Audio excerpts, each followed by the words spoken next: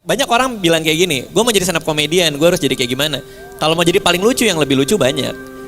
Gue jadi penulis buku harus kayak gimana? Kalau mau jadi yang paling menyentuh hati itu banyak. Tapi kalau kita jadi yang paling beda, kita akan sendirian.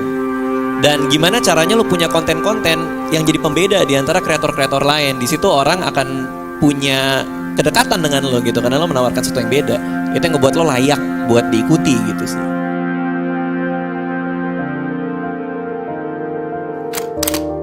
Jadi waktu gue jadi penulis, ya, gue ketemu temen gue di sebuah di Talavera waktu itu di Cilandak gitu.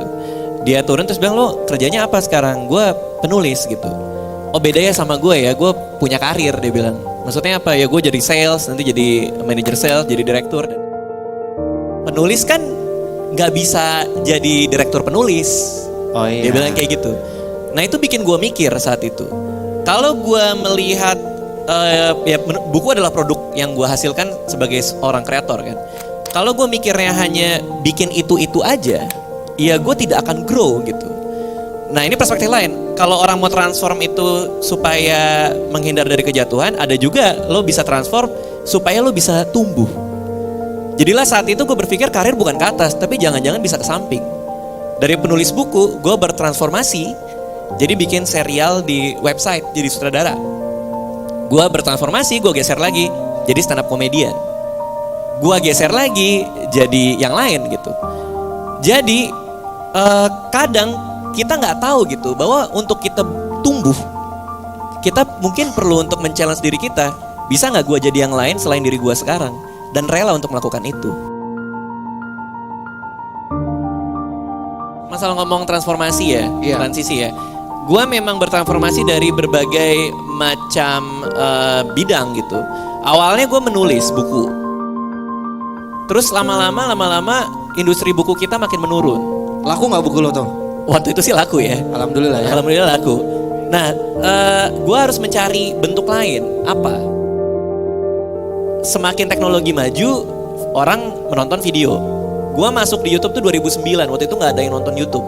Ya. Akhirnya gue bikin serial di YouTube namanya Malam Minggu Miko, dibeli sama TV, terus gue lanjutin lagi. Gue banyak ngelihat orang teman-teman YouTube yang dulunya termasuk top 10 YouTuber Indonesia dengan subscriber terbanyak, sekarang juga udah nggak tahu kemana gitu. Jadi kata kuncinya adalah kalau kita mau survive di zaman yang udah cepat sekali berubah, kita harus rela untuk bertransformasi. Persoalannya orang yang mati-mati ini adalah mereka yang males, pertama. Dan kedua, terlalu sombong untuk berubah.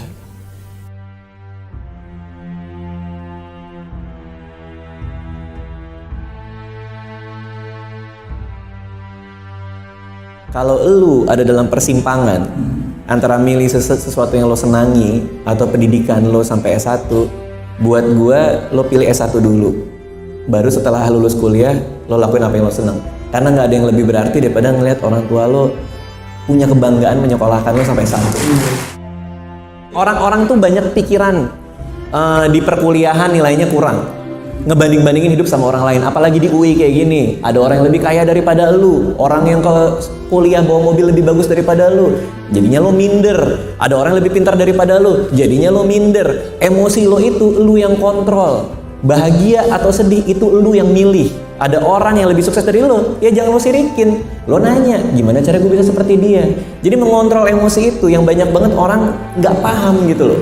Ada orang lebih sukses dari dia perlu rasa iri. Ya kenapa lo tidak memilih untuk jalan yang lain ketimbang untuk jadi seperti itu gitu menurut gue. Dan itu penting banget dari perkuliahan ya. Kalau gue bikin sesuatu, gue nganggap itu gagal. Stand up gue yang lama, kalau gue nonton lagi, gue nggak mau karena gue nganggap itu gagal.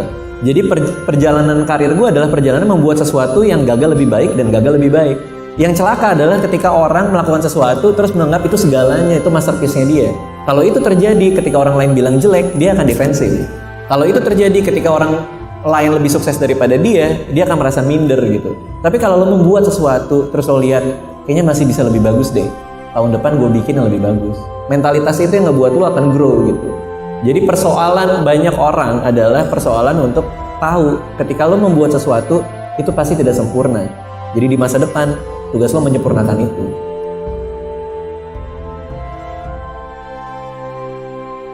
Banyak banget orang yang ketika diremehkan seseorang, yang ketika dianggap tidak mampu sama seseorang, dia malah justru pertama defensif dan akhirnya marah-marah gak jelas bilang bahwa lu tuh salah, lu gak tahu apa-apa.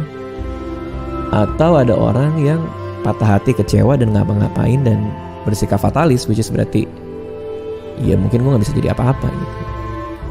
Menurut gue perjalanan hidup gue sampai sejauh ini, kalau misalnya ada yang mau ambil pelajaran dan belajar dari apa yang gue bangun selama bertahun-tahun ini, dari mulai seorang anak 21 tahun sampai sekarang anak gue tinggal 2, dan gue tetap happy dalam berkarya melakukan apa yang gue bikin dan mendapatkan uang dari sana, adalah fokus ke diri kalian sendiri, lakuin apa yang kalian bisa. Dan ketika ada orang yang ngeremehkan, ubahlah itu menjadi prinsip hidup kamu untuk menjadi orang yang lebih baik. Jangan takut kalau ada yang meremehkan, jangan takut kalau ada yang meragukan, karena itu jadi kesempatan kita, jadi bahan bakar kita untuk menjadi orang yang lebih baik.